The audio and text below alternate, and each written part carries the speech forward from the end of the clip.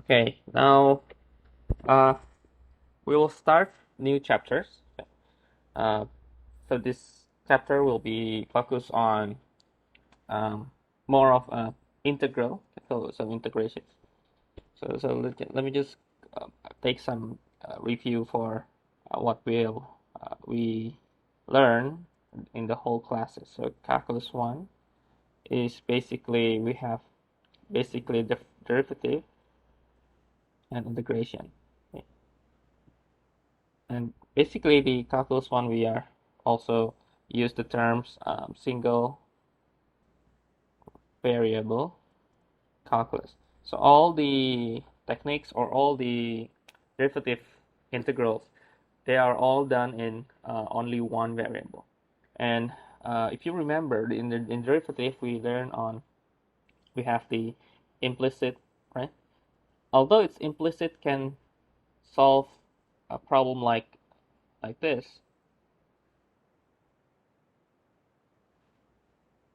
although it has like more than one variable, but we are still treat this equation as one variable, which is x. Okay. So all derivative integration all with one variable. Now, chapter 5 will be about the introduction. Okay. Introduction on actually on integrations, on how we can approach the integral. So we call the chapter 5 area and distance problem. This means that distance means that if we have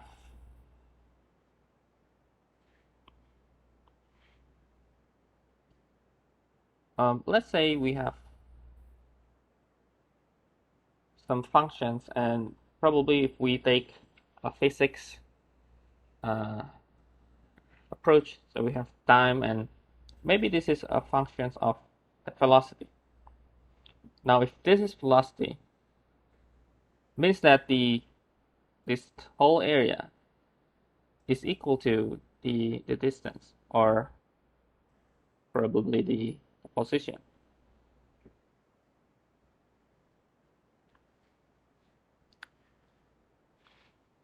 And if we are going to look at how we can develop calculations on the integral, if you take times to look at,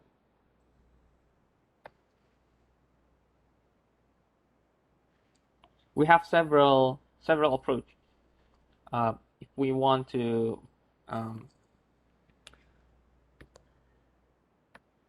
look at the rectangle, we have also the triangle. And if we take this triangle, and then we can make it into a polygon. We can make it, for example, this polygon, if the triangle is small enough, we can add, like for example, if we add all more triangle, for example, like that. And if we can make it more smooth and clear and smaller, we can make it and approaching a circle. Okay. This is also one way to think. Okay. So we can cut this circle into several polygons, and then we can calculate each polygon, and then we can add all the area. So this means that we are going to add,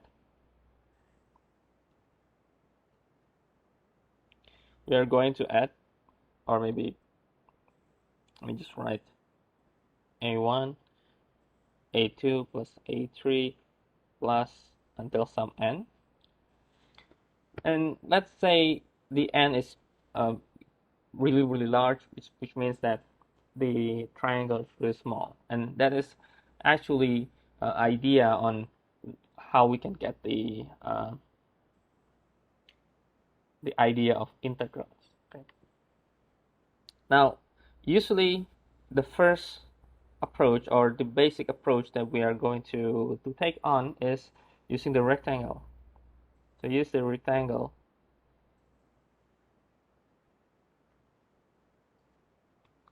So first, if we look here, if you look in this parabola, so we have parabola y equal x squared, and we are going to evaluate from 0 to 1. So if we want to find the area under the curve of this parabola, first, this example shows us that we can maybe separate and take some, cut this area into 4. So we have S1, S2, 3, and 4.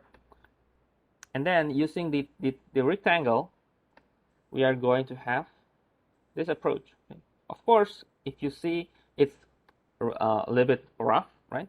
We have this area here, which is the area that is not under the curve. Okay. And we call this overestimate.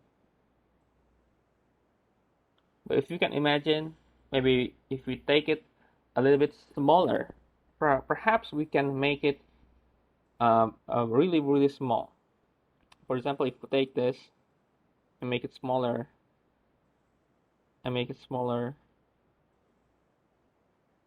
and make it smaller.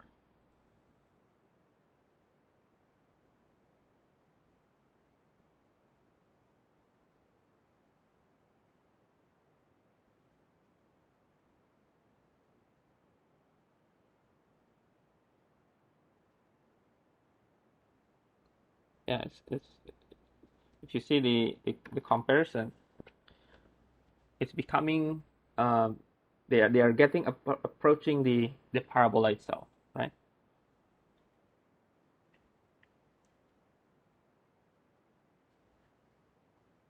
So if we take R as the total area, so R it means a rectangle, so R4, so we are going to add all the rectangles from 1 to 4.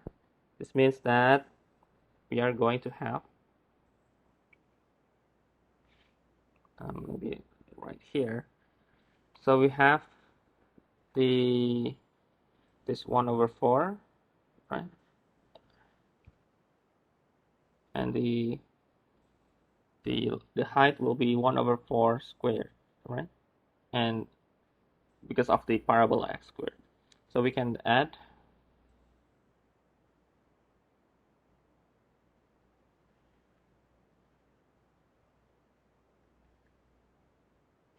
and all the size for the width is the same, 1/4.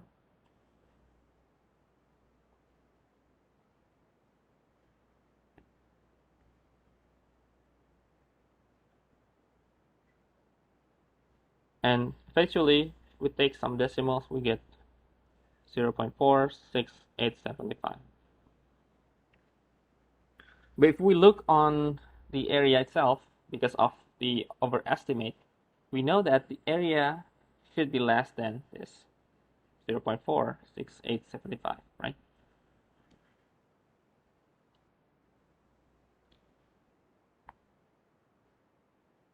And similarly, let me erase this right color. Similarly, if we take the underestimate, so maybe taking different color. Okay, so first is this. Second is this.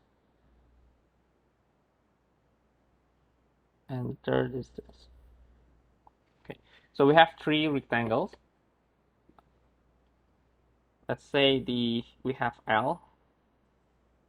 L means left endpoint, so R is rectangle, right endpoint. This is left end. So means that we have the end is on the left positions of the rectangle. For the right end is on the right. Okay. It's easy to look at. Now L4 will be 1/4 0 for the first one, there is no rectangle. The second one, we have 1/4 squared.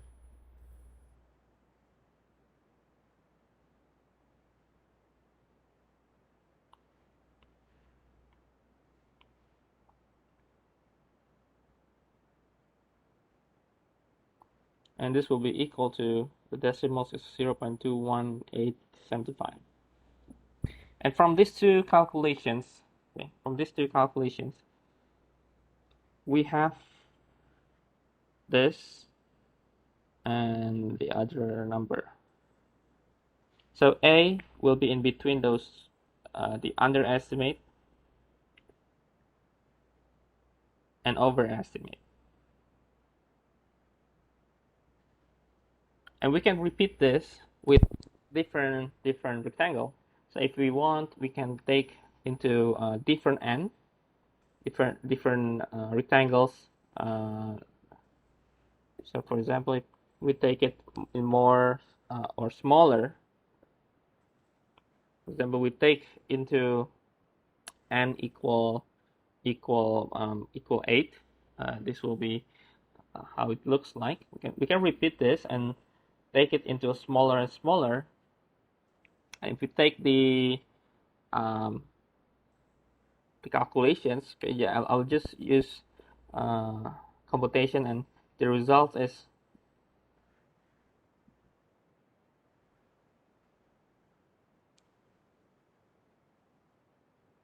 you will see that the result will getting closer to some number. Okay, so compare with the previous one. This is 0.21, this is 0.4. Okay, now from 0.21 we have 0.27, and from 0.4 we get 0.39. So eventually, if you take more and more n, the left endpoint will increase, the right endpoint will increase, and eventually it will go through a number.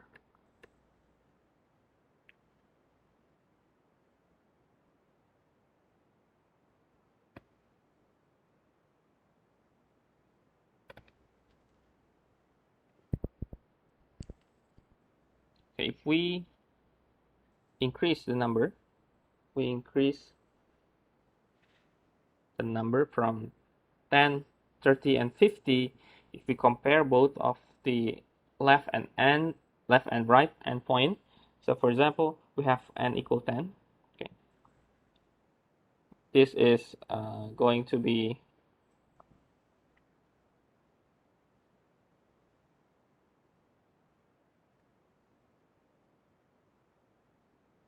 going to be 0.28285 less a less 0.385, and it will be if you look here, you see that it will have or getting approach to some exact number. And then try to increase the n to 30, we will get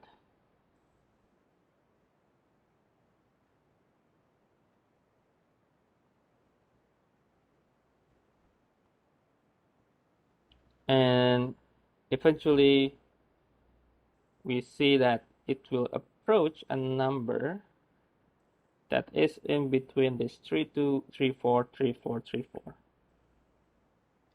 So it should be okay. So probably it will go through some 3 something, okay, probably, if we look on the behavior. But at least from the computational perspective, we are going to see that actually we can compute the integrations through this method, in which usually some computation or probably your calculators, if you are going to use integrations, your calculators will do this. They will do this. They will take n to some numbers that they are, I think the highest number that they can calculate, and they will perform this computation. Okay.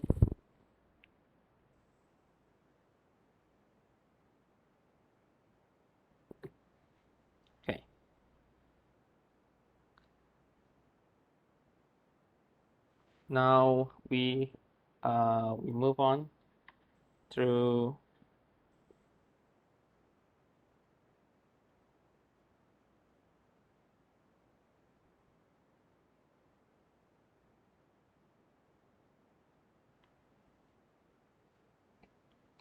first.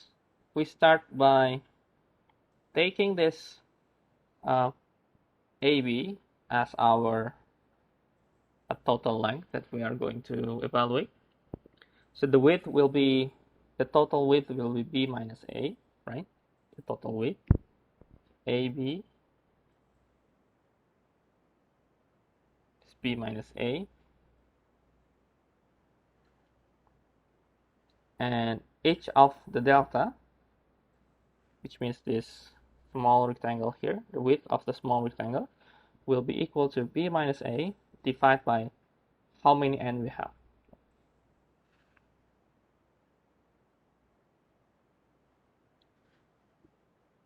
If you see from the first point A, so if we take x1, it means that x1 is A plus delta x if we convert into a delta, and x2 will be A plus 2 delta x, x3 will be A plus 3 delta x, and so forth. So the total, or we can call Rn, the total is fx1 delta x plus fx2 delta x plus until some n, and then delta x.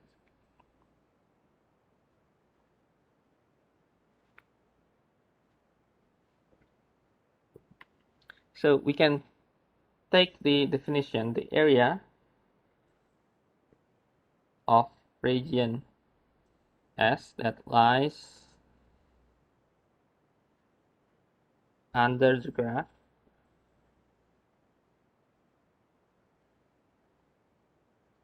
of continuous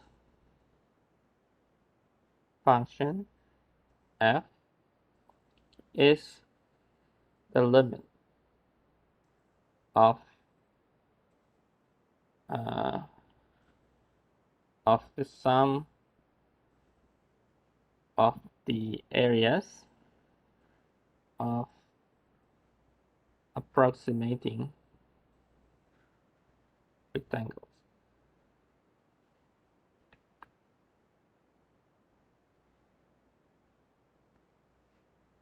So A will be limit Sn, or we can take the limit and expand the R.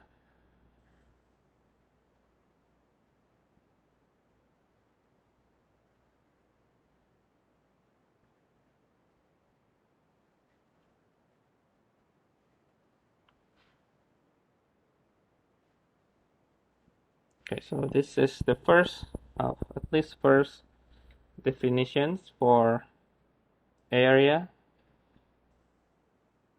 under the curve.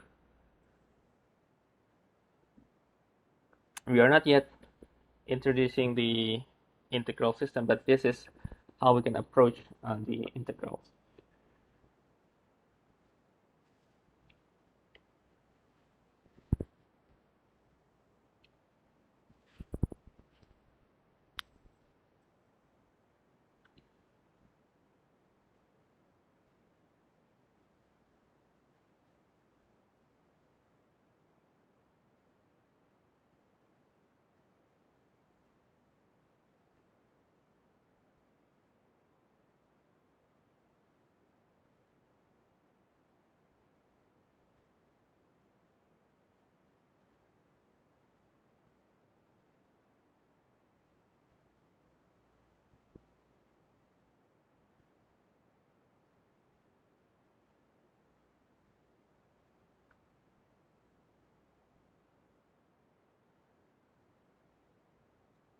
Okay. Okay. Now, if we take the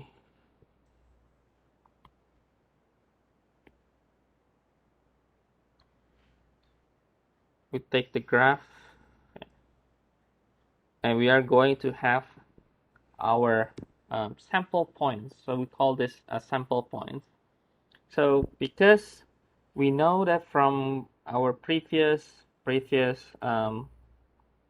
example, or from here, from this left endpoint, right endpoint, we have two different numbers, right? And we are not getting the exact number if we are taking n too small, right? And if we increase, we can get the exact solutions. But because of the left and right endpoints, then we need to use another points that is in between of the rectangle. So for instance, if we take this the a to x1, we're going to take any random numbers that is in between those numbers. We call the numbers with this star. So that is what it means. So it's called a sample point. Means that it should be in between the first initial point to some x1. Okay, to make sure that whenever we take the sample numbers, the solutions or the process will be always consistent. Okay, so we call this a sample point. So we can write any equations or terms in more general. So we can write the area as limit n approaching infinity f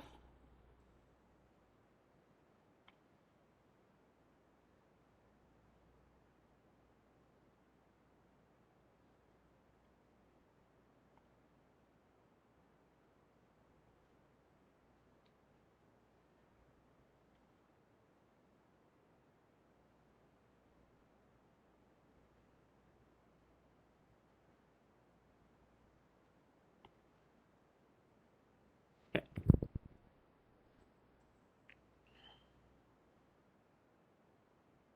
So this way the expression is more general, not really depends on the left or right endpoint.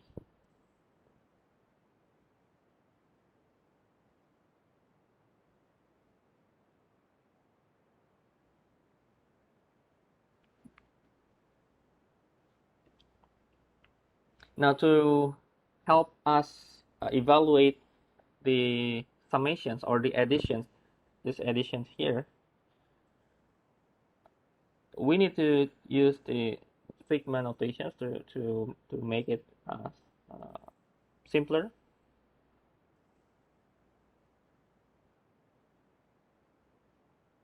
It means that if I have this, it means that this will be addition from x1. So because this is start from 1. So how to read this? This means that this is the summation of this equation from I equal 1 to I equal n. Okay. So we can write down the summation until n. Okay.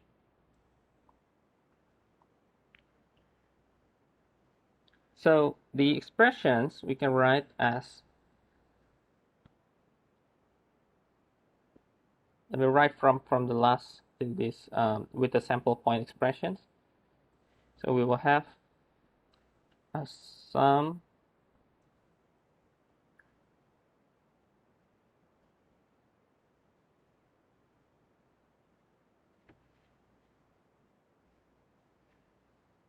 okay.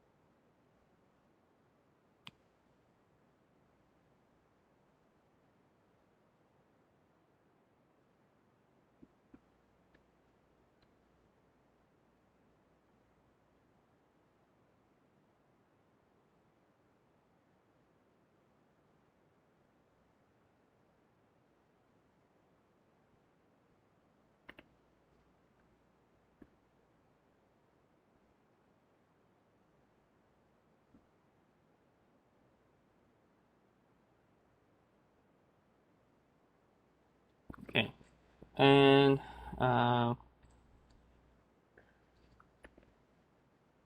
another additional informations, if we have this I squared, this will equal to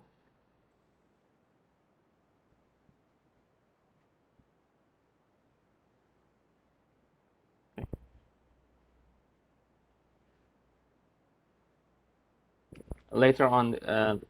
If we have time, maybe I will show you a little bit why this is equal, and this is help us to define and solve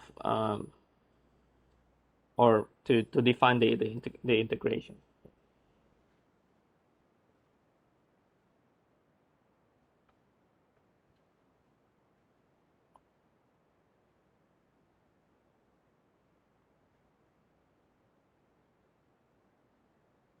Let me give you an example on place how we can apply the formulations in the problem set.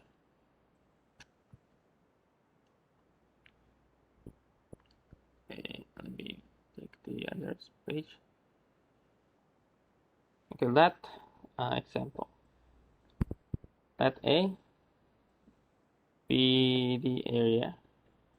If you want to take notes and maybe I'm going too fast, let me know and please write in the chat box, okay? So let A be the area of region that lies under the graph f of x equal to e with power of negative x between x equals 0 and x equal 2. The questions is using right endpoints, find A as a limit. So it means that we need to find the expression of A. And the question 2, estimate A by taking sample points to be midpoints. Use 4 subintervals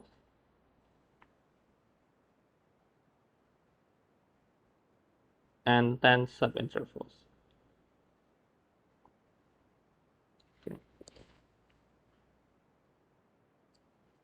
Okay, now if we read the questions carefully, at least we get the curve.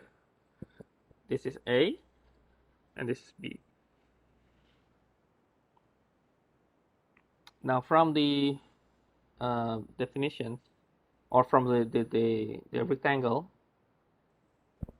that we have, the total length is 2 minus 0 divided by n. So this will be our width of the rectangle. Now by doing so, we will have x1 is 2 or 0, sorry, 0 plus 2 over n, right? X2 will be 2 over n plus 2 over n, 4 over n, x3 plus 6 over n, and we can get for some points 2i over n, and xn will be 2n over n.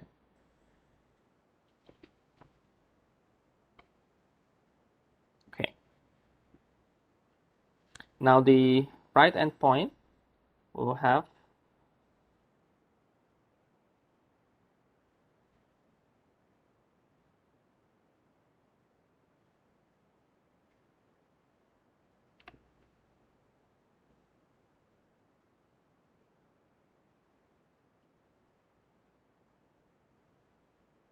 the functions is e with negative x1 and then delta x, or maybe let me just input directly x1 as 2 over n. So this will be negative 2 over n, and 2 over n, plus e, and we get 4 over n, 2 over n, plus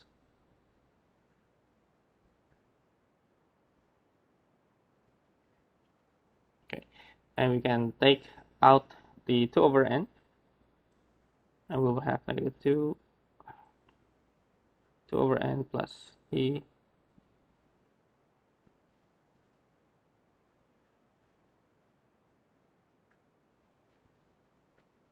okay.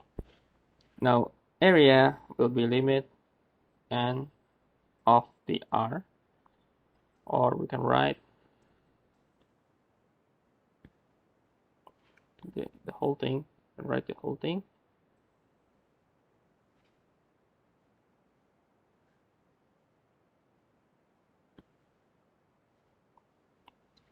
And using the Figma notations, we can write that A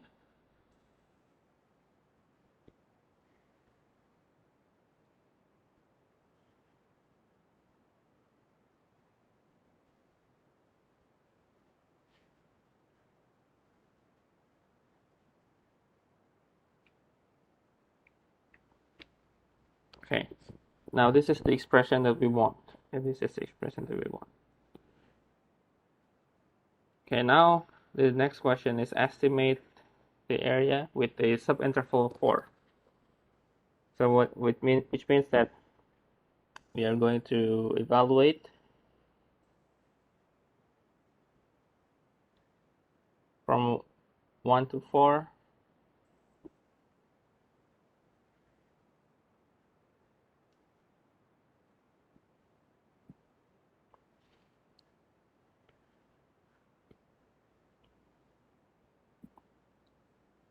M means we are using the midpoint.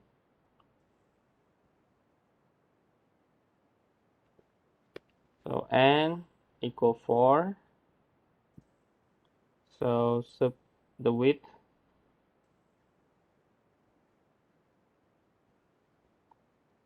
delta x will be 2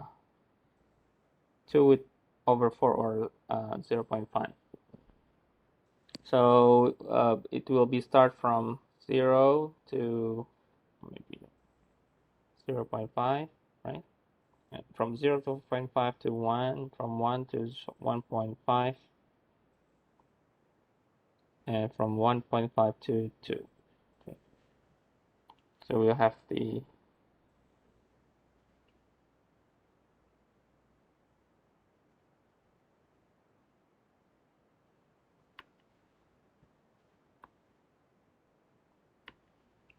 and the midpoint will be here. So 0 0.25, 0 0.75, 1.25, and 1.75. That will be the midpoint. So the midpoint, we are going to use the points that are in between, exactly at the center. So we're going to put in all the midpoints.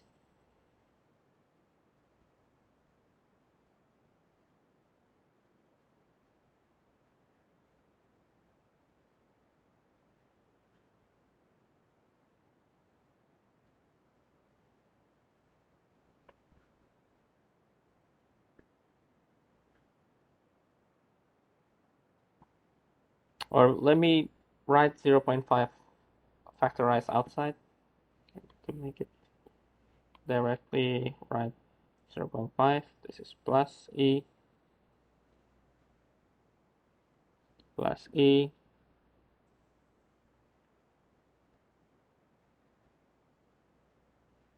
if you compute using calculator, if you take your calculator, this will result in 0.8557.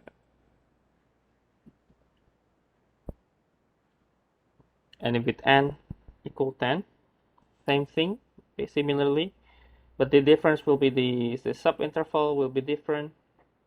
This will be start from 0 to 0.2.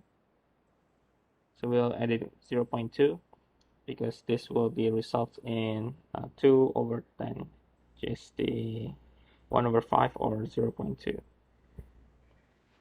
So this is 0.4, 0.6 until we get 0.8 and 2.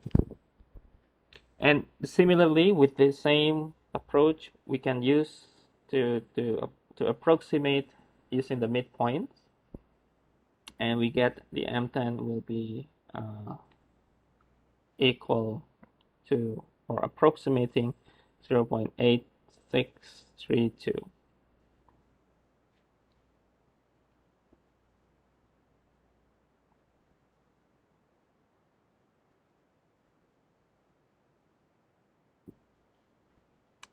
Okay, and of course, because this is having more subintervals, this is going to have more or better approximation, better estimations rather than using a 4.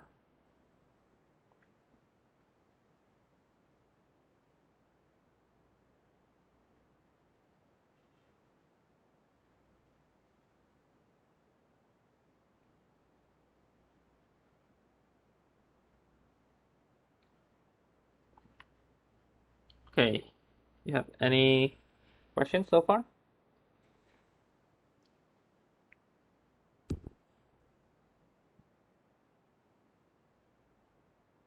No, if not, let me take a break for 5 minutes and let me go through this section.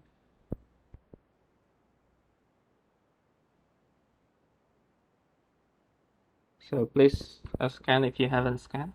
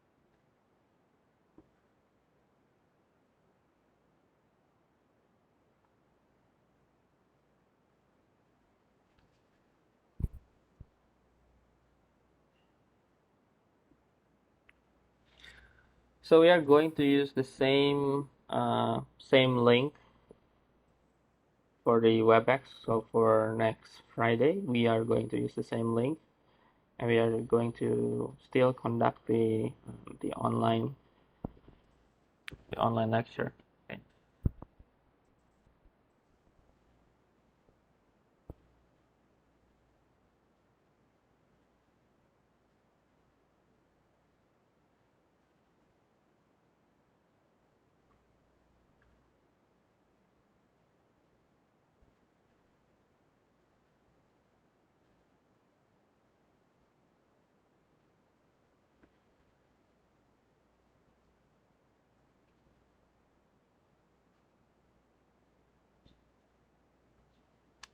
Okay, I think we can continue.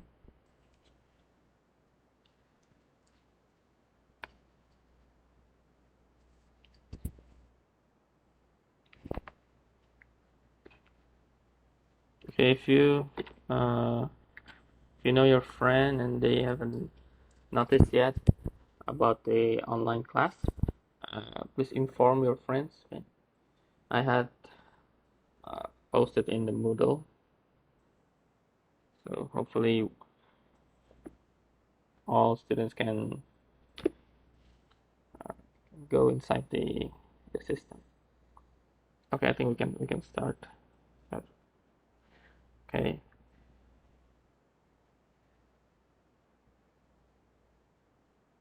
Okay.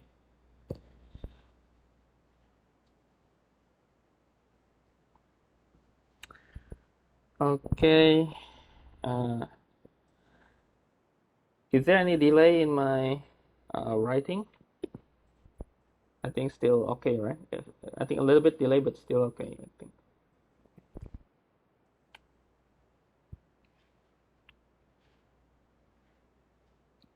All right, let's continue. So this part, what we have done is basically 5.1, which is the introductions, and to introduce you to how to approach the area under the curve. Now the 5.2 we will go more in more direct approach for the integrations. So we have, this is the 5.2, the definite integral.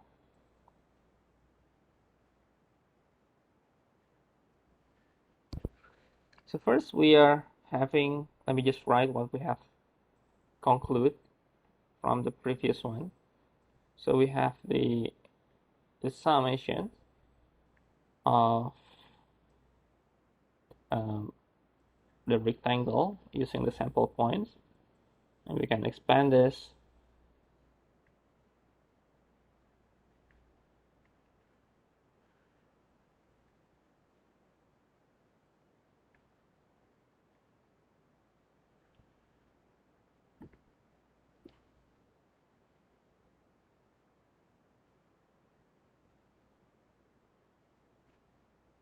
okay, we can expand this, right? So definite integral will be, let me write the definition. So if a function defined or in between a to b, and we define interval into n subintervals of equal width, the delta x equal the b minus a, make it more clear, b minus a over n, and let the x0 equal a, x1, and xn equal to b.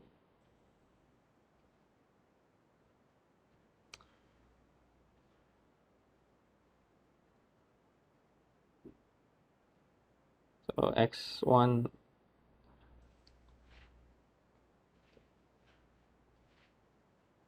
x1, x2, and all the x in between, they are becoming the endpoint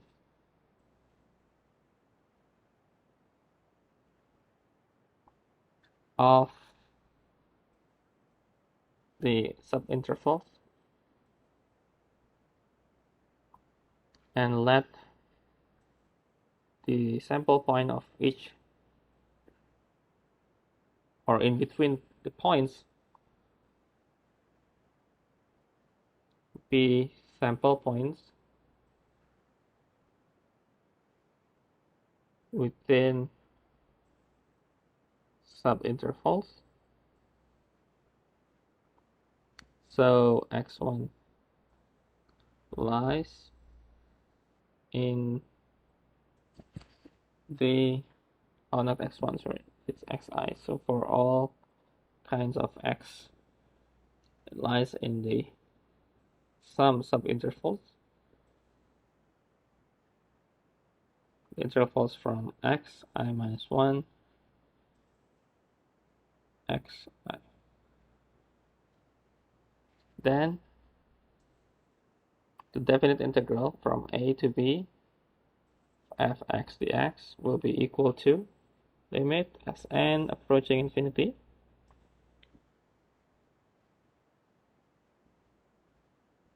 So this we call definite integral from A to B. So we have that. And this should be provided limit exists and gives the same value for all choices of sample points. So whatever points you are going to take, the results should be the same. And we say that f is integrable on the interval AB. So this is the conclusion. So if the limit exists, then we can say that f or the function is integrable. Okay.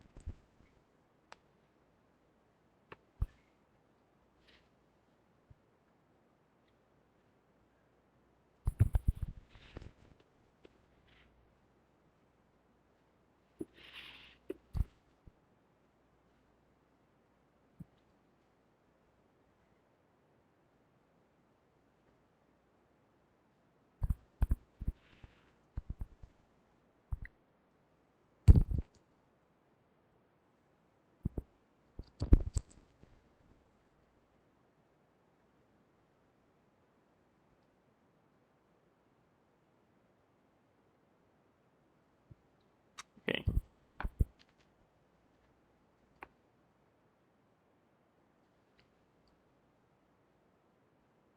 Okay, is there any question?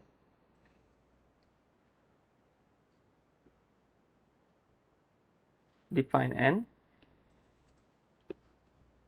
N is the numbers of rectangles. The numbers of rectangles.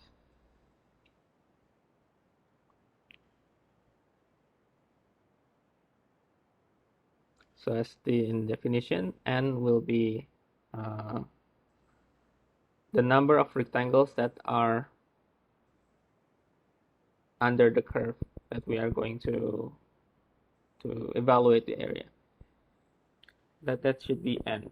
And the definition for integral means that the rectangle in the theory, it will goes to infinite. Okay. So we start at the beginning. We start from this, right? From any random function, and we start to imagine how can we evaluate the area. Let's say this is area from A to B. One way to solve this is using a geometric shape that we are familiar with, and I think the best way may be the rectangle like this. Okay, so the more we have, the more we have the rectangle. For example, you can imagine 10, 20, and maybe increase, and we can take that as in limit concept, and that's how we can get these expressions that n is going to have infinity. Okay.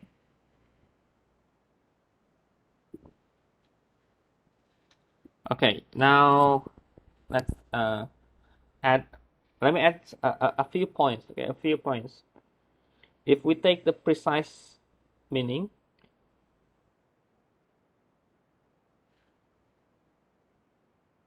so if we take, because again we are having the limit concept, right? So we need to make sure that the limit can be can be visualized or can be imagined. So for every epsilon that is positive, there is n, the integer, such the difference between the integral and the summations. So this will be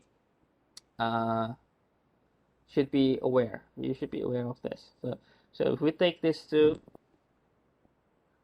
so we will have at least an error, and the error should be really small that we can ignore.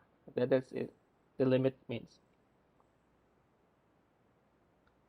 So this will be really small and still in terms of epsilon, still in terms of we can tolerate. Okay, this error we can tolerate. So for every integer, so for every this integer, the small n greater than the big N, we have this inequality, and for every sample points or every choices of xi in the interval. Okay, this is just a definition that we need still to remember that the integration is not as smooth as it seems. It should have a particular error that is really small that we can ignore. Like you remember the derivative, we also take it, the limit, or take the limit closer to some number, and by doing that, we can make it, or we can ignore the small gap between the points and the number. Okay.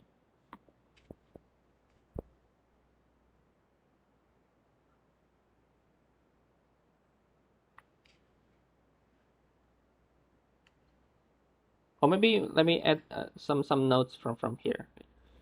Another note that is, this is called the integrations symbols. I believe you are already familiar with this. And with this definite integral, this resulting a number.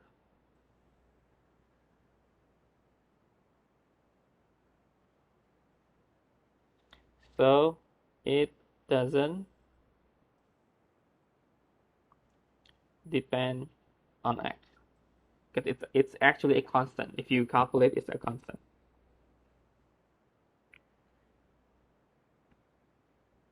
And the sum here is called the Riemann sum.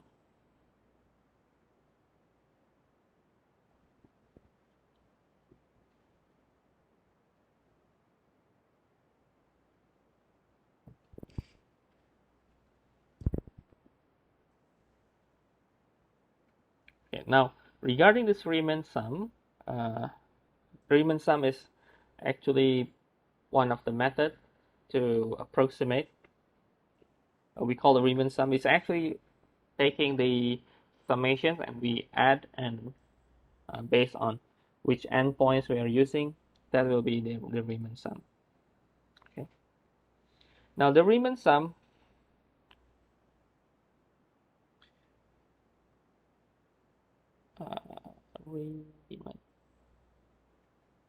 we can interpret the Riemann sum as sum of areas of approximating rectangles. We take here to take a look at this two graph. This is the Riemann sum. So if whenever we have functions that is positive, means that it's above the x-axis, we have the Riemann sum.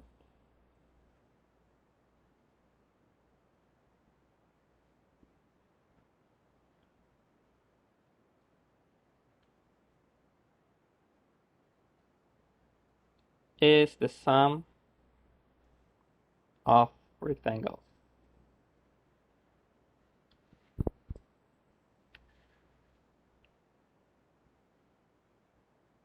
And we can interpret the right graph or the right area.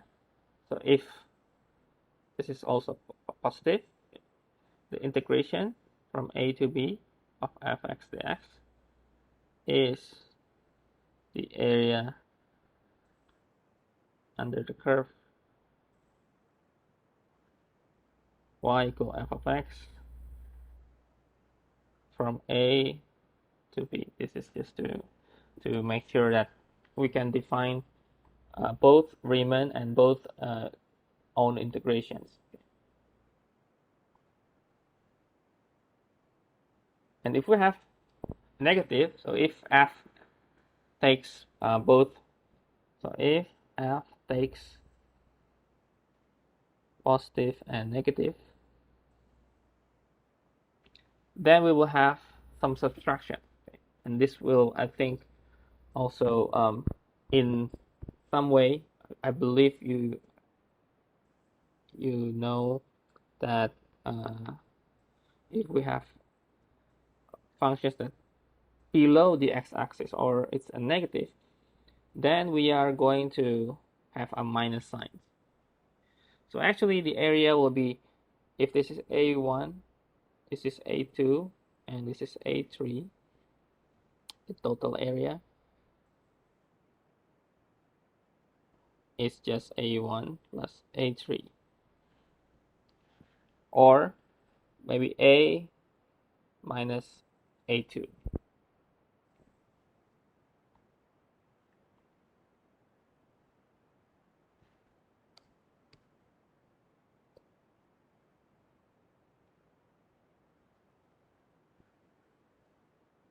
So this will be, right, let me erase this. Let me add more clear. So sum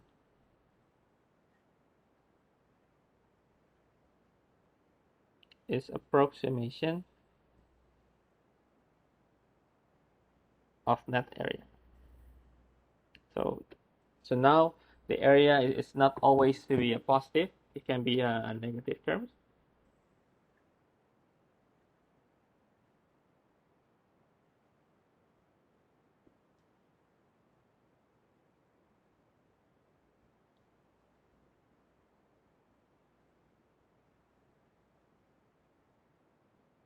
And we can also say the integrations also the net area.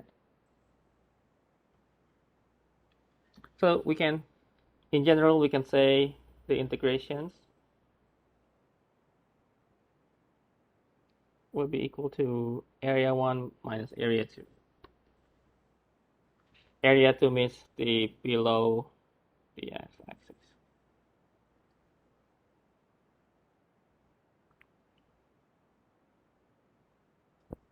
And A1 is above.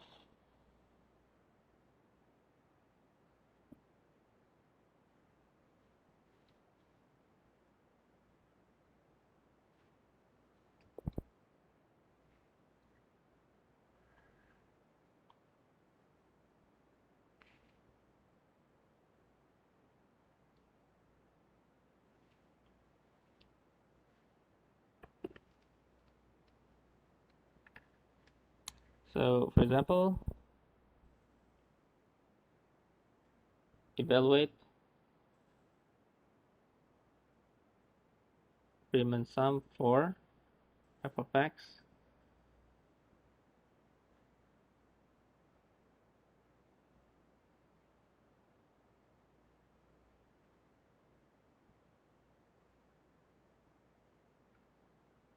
sample is right endpoint.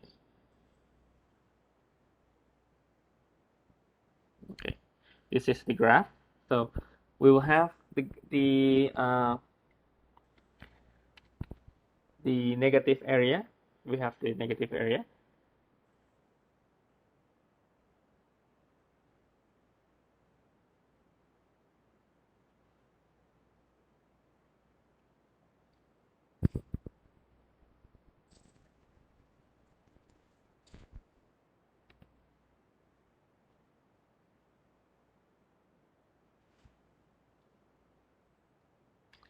So we can start with the delta x, that is 3 divided by 6, which is we get 0.5. So we can say that we have x1 is 0.5, x2 is 1, x3 is 1.5, x4 is 2, x5 is 2.5, x6 is 3. And the Riemann start from 1 to 6.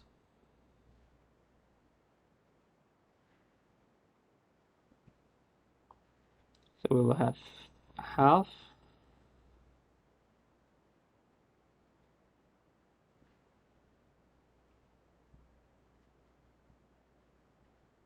so we add all,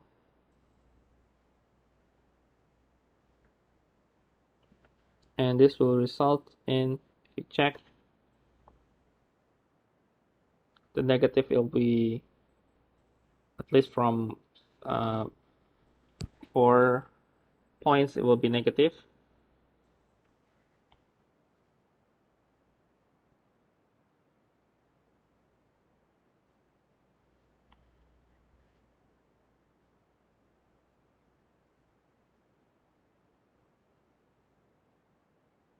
And it will result in negative.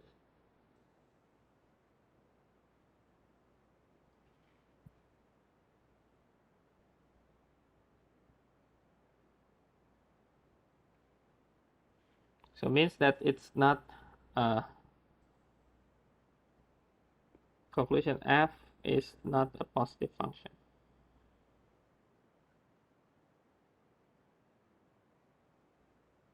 And then the Riemann sum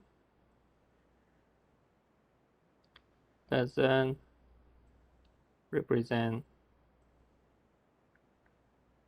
the sum of areas of rectangles.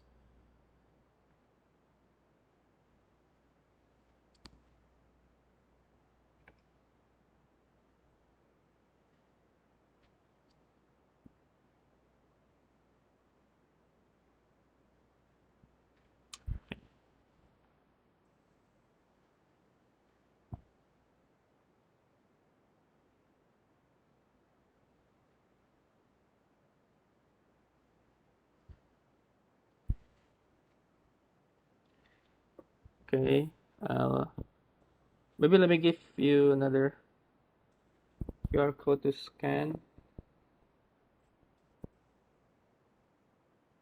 Okay, let me give you a couple minutes.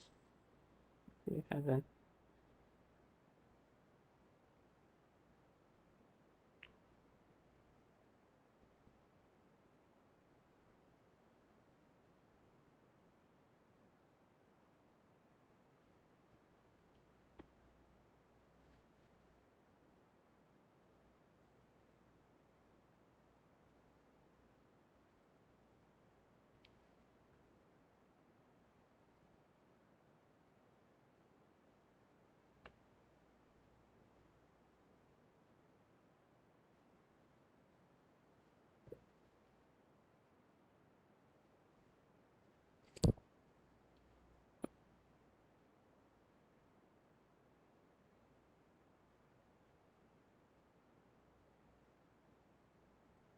Okay, if you have any questions, you can ask. So from now until hopefully just 1 week, we will have online class. So next Friday is still online and using the same link as today links. We're using the this WebEx, and I hope uh, it works fine. I think. I hope you guys also feel the same. If you feel that this is not really smooth, maybe I'll try another platform. Okay. Let's continue.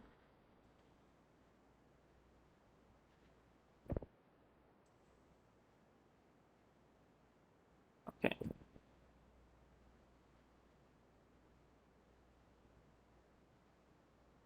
Okay, now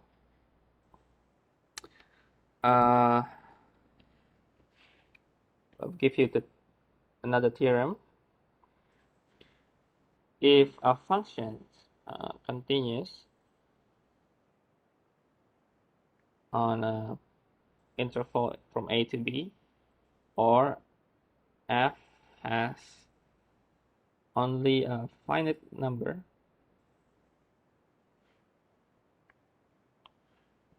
if f should be has only a finite number of jump discontinuity,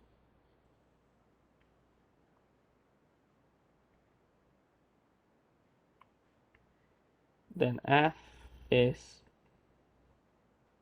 integrable on the interval, and that is the integrations will be exist.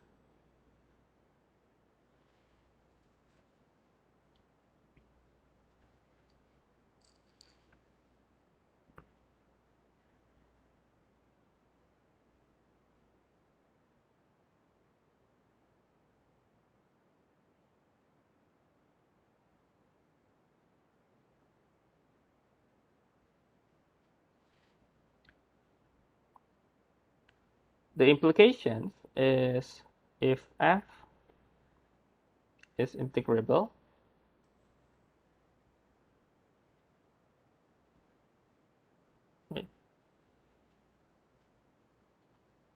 then the integrations will be equal to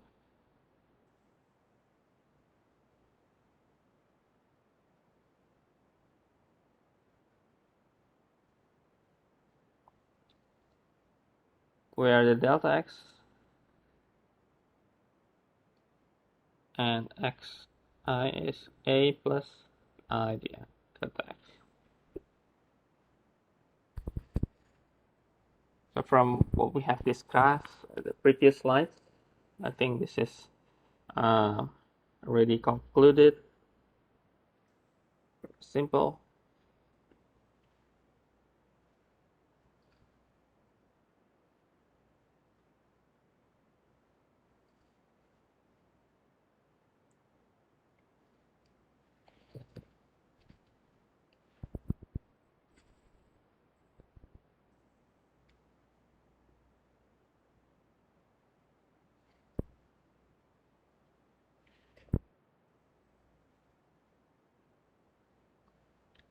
And I'm still recording all the sessions, so if you miss out the first half or maybe in the introductions, you can review on later recordings.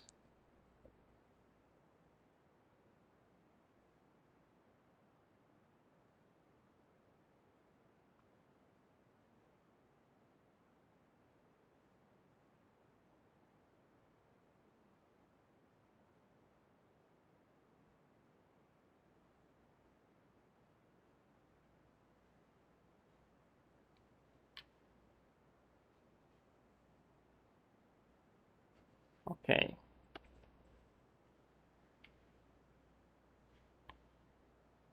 Now, to make more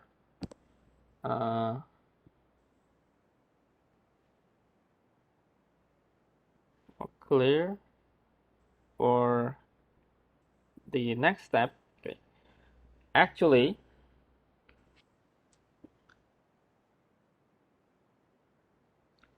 this all summations is the way we are going to use if we want to calculate the integrals in terms of summation. So if we getting I or I squared or I cubed, we can translate it into a formula.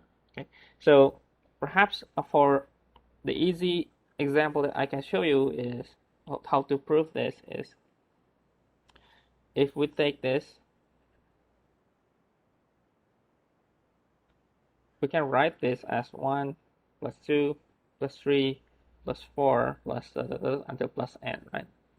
If you remember the sequence series, the idea is we have this for the infinite series. This will be equal with this. And the same way we have the I squared, the I cubed.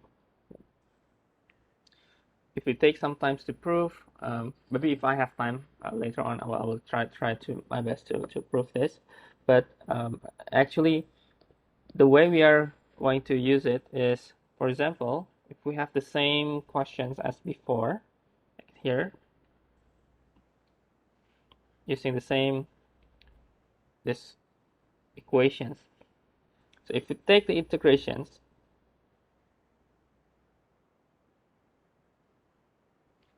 of course, before we try the techniques from the antiderivative that we have done last section, the definition on integrals is rather a little bit different. Okay? So that's why there is a little bit differences between antiderivative and integral. It's a little bit different. Antiderivative is more closer to what we call later indefinite integral. While this integral is basically start from definite integral. So if we have this, then we are going to use the definition from the summation. So with the limit of the summation,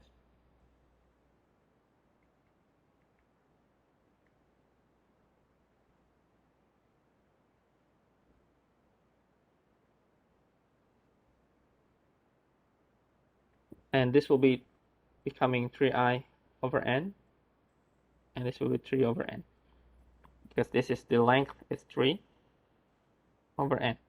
Okay.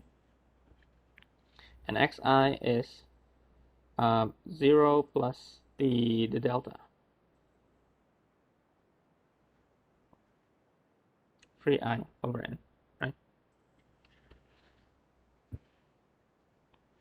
So we have this, and then we can solve. Okay, we can solve. Take 3 over n outside the summation.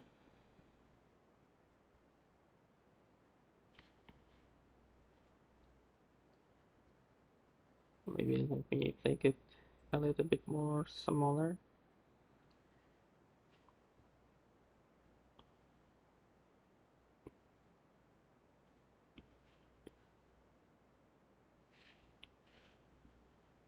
Okay, 3i over n, the function is this. So we are going to plug in 3i over n. So we will have 3i over n, and then cube minus 6 3i over n. So we'll have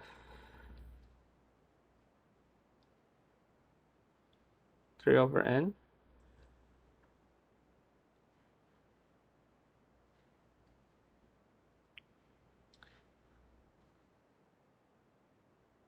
Oh, I think we can multiply 3 with going to inside. We can multiply both, and we have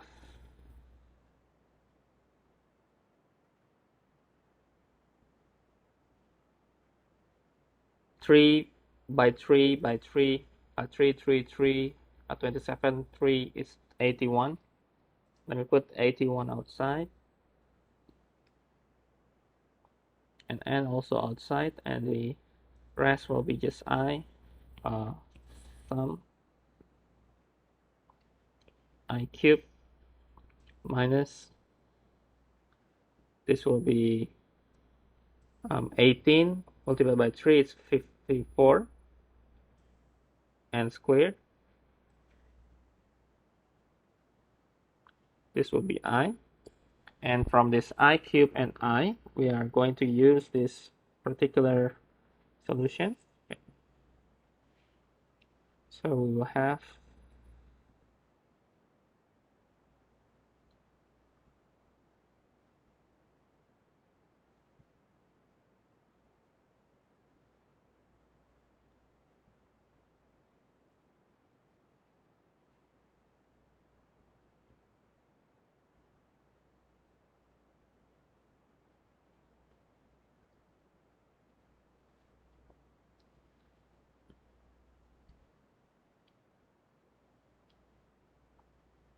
we take this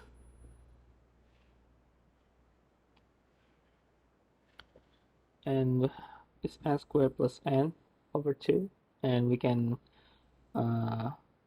cancellation with this. Okay, and we have 81 over 4 over 4, 1 plus 1 over n, and then squared, and then minus 27 from 54 and 2. This will be 1 plus 1 over n.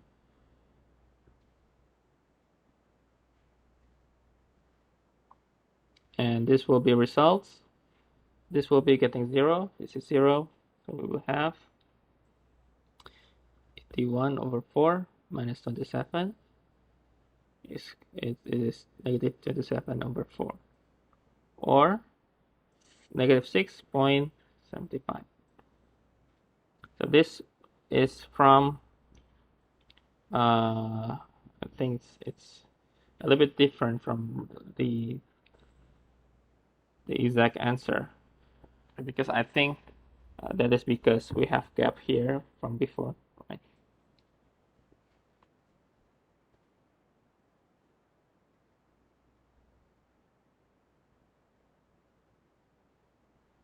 And we cannot say that this is the area. Okay? So remember, when you have the negative terms in your integrations, we cannot interpret this as area, but we can interpret this the difference between areas.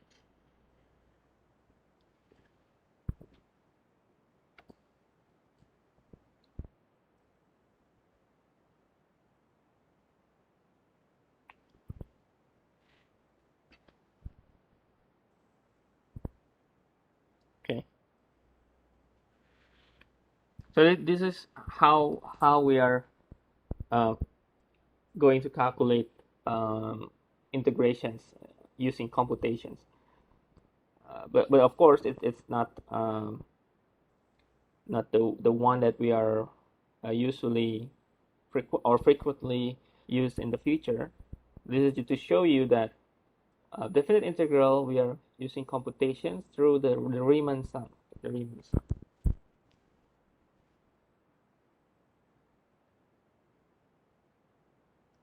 Okay, maybe let me wait for a few minutes. You can take a look and think on something.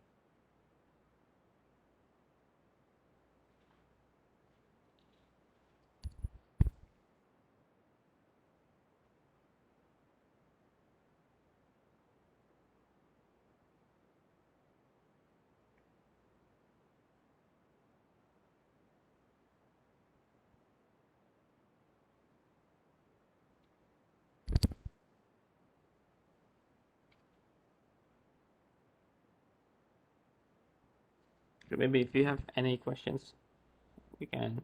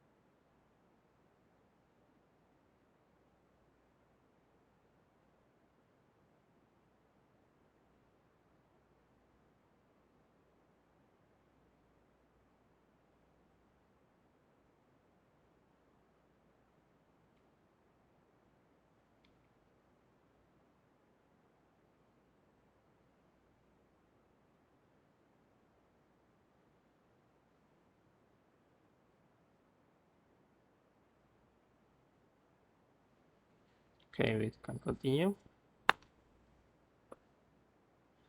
Okay. Next is midpoint rule, and because I think midpoint rule we have at least done examples before, so let me just write the conclusions.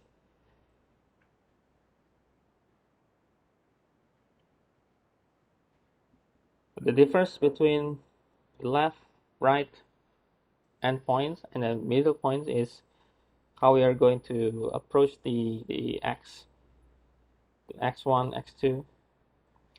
This means it's the midpoint. Okay?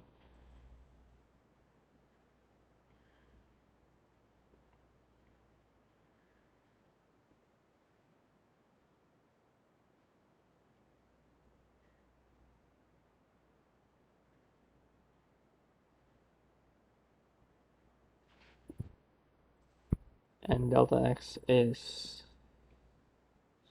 an x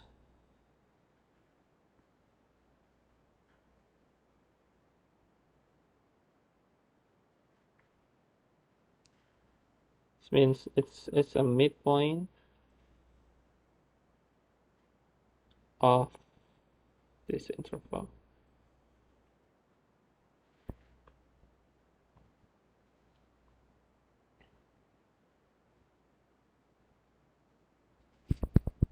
Okay, some property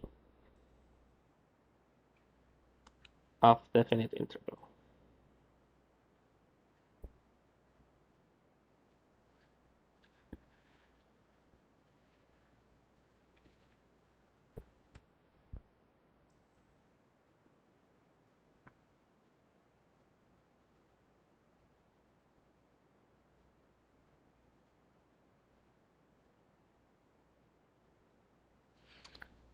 Notice that from this delta x, we always see that b minus a over n. What happens if the b is greater than or is less than a? It will be negative, right? So if we take the integral and take it from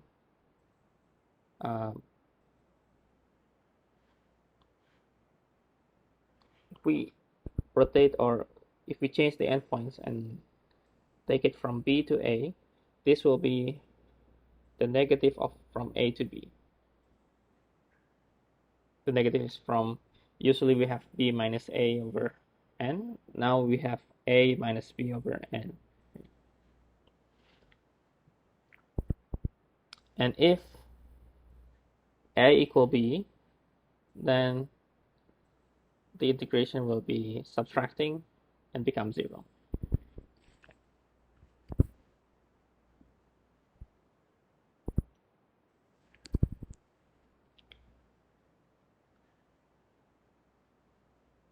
And there's some few other property.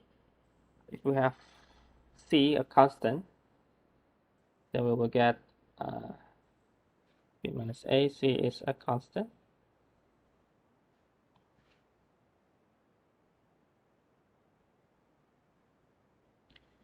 If we have f of x plus g of x, we have two functions.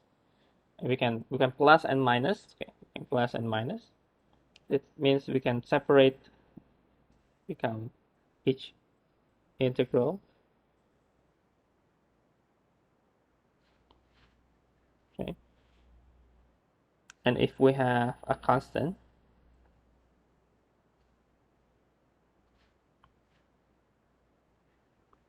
we can factorize the constant.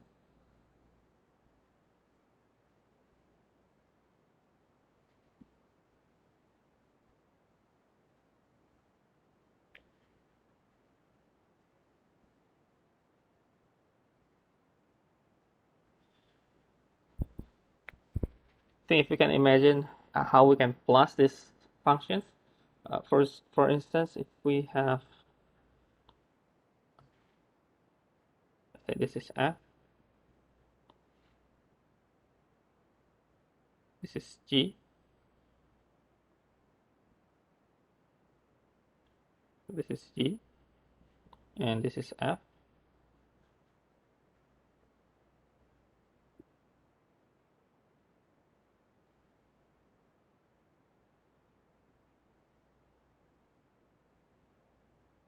We will have another functions. Perhaps we will treat this from here, and this will be, we can say this is F plus G.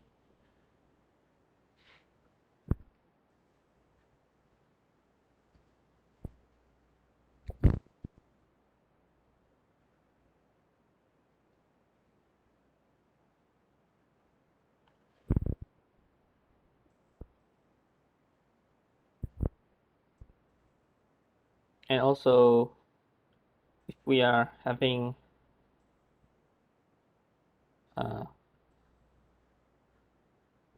from A to C, and if we can define A, C, the interval,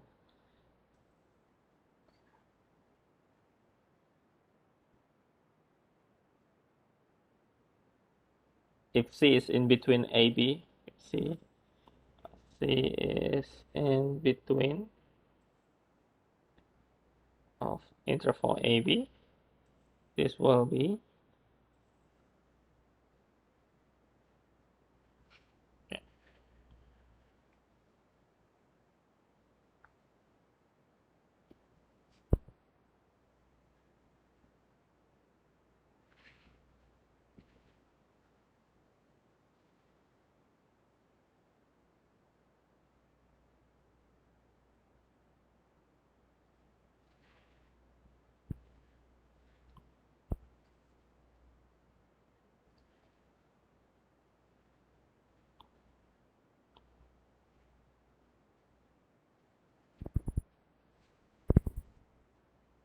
okay. The next section is the comparison properties of integral.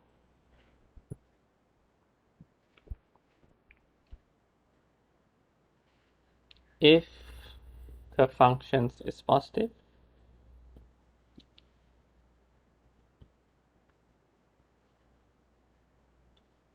then the integral from A to B,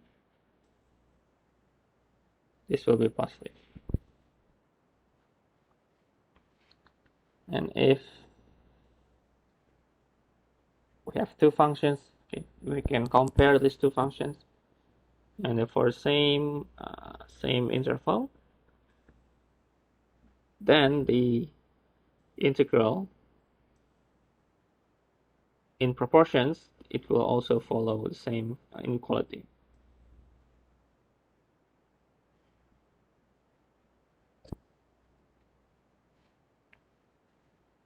And if we have some m,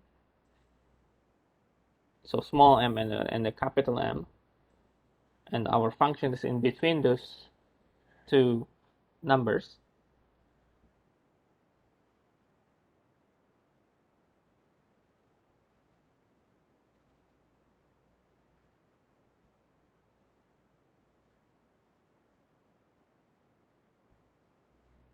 then the area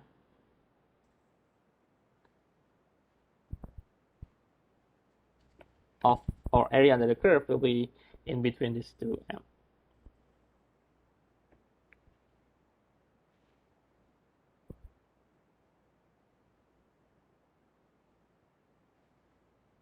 This is if we try to imagine the shape. So this is m, this is m, like that.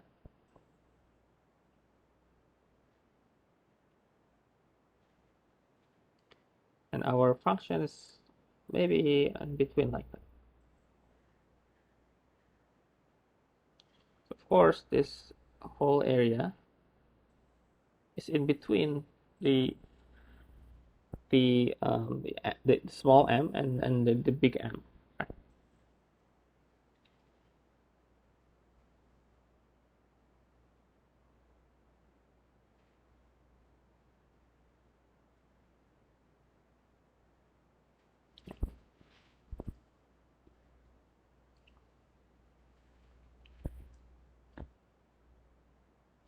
Now to prove this, maybe let me write in right here.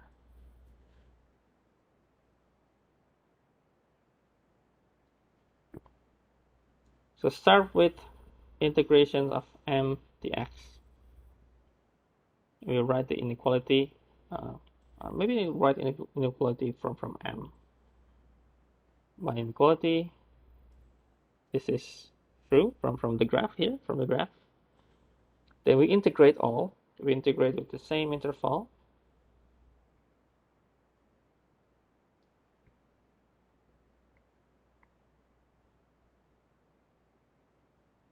Of course, this will be getting similar expression as the theorem.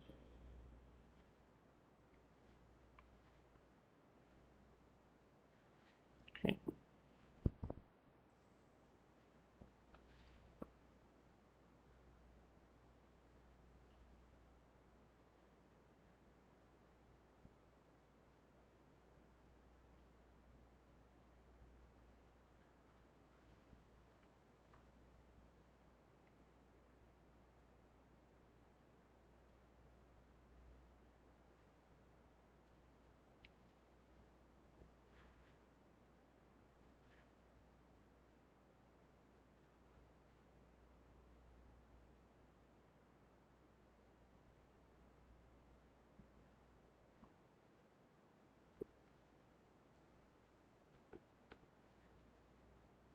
Okay. Okay, any questions so far?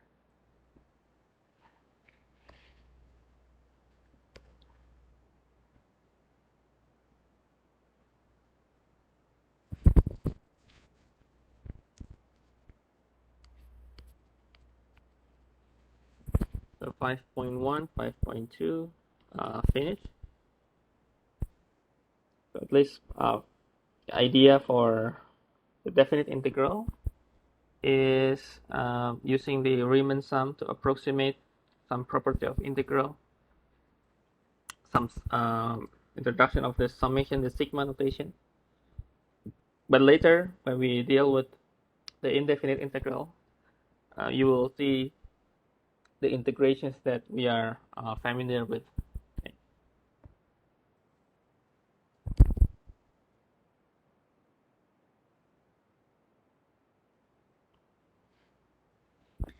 Now we are going to move to 5.3, just small introductions, and we are going to discuss more on Friday.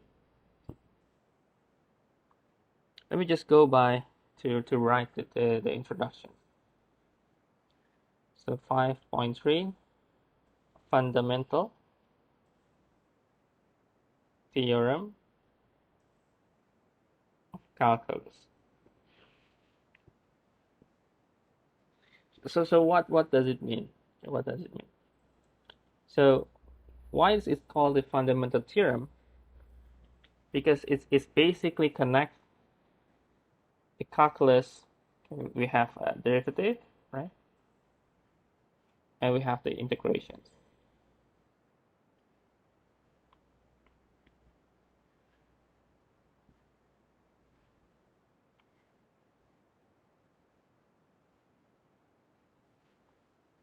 Right. So basically, this theorem will connect our derivatives with the integrations.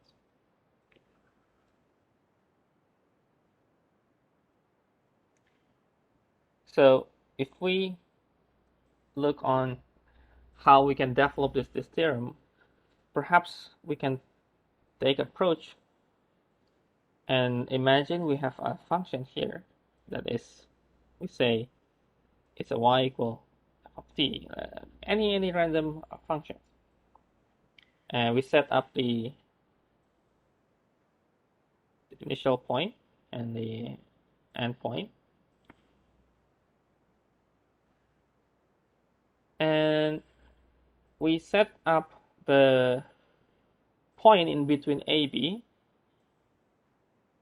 So we set up maybe point here. Let's say this is x,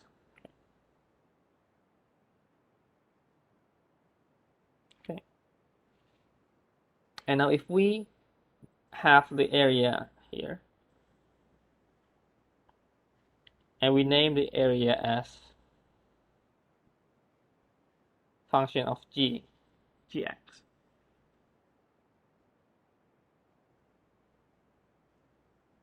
Okay.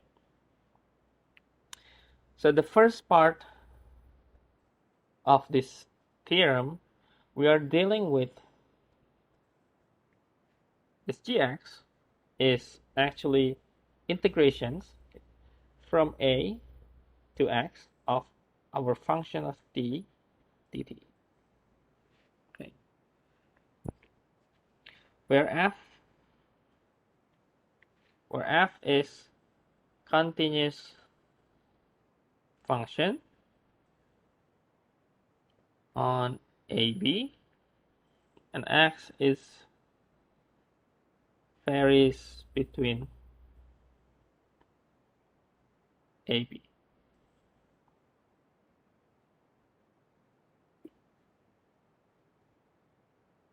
Okay, so we are having two variables here. So first is t to connect the functions of f, and we have another variable which is x.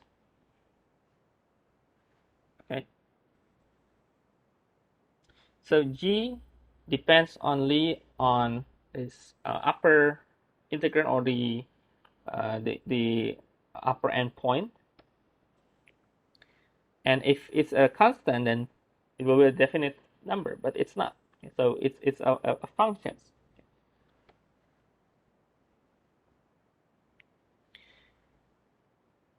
Another note is if f positive function,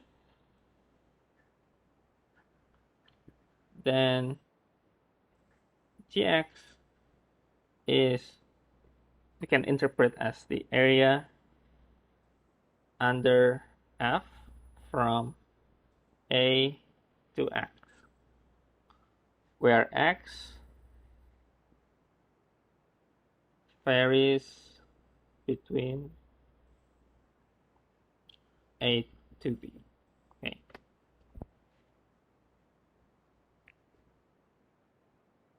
So this will be the intro to connect the derivative to integral. We haven't yet touched the integral, the derivative sections yet for this part, but at least from the set of the equations, we see that we are having a function. So we're having the area as in the functions. Okay. So we are going to treat the area under the curve as a function. So this is key, the important key on this introduction. I will end our sessions until here. Okay. Do you have any questions?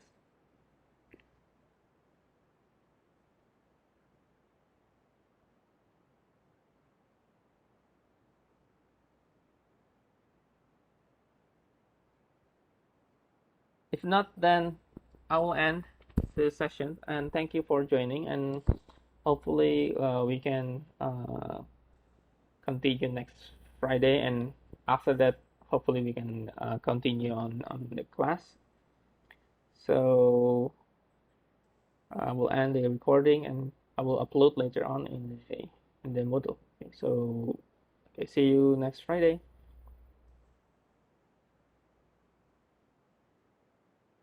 Yeah, you're welcome. You're welcome.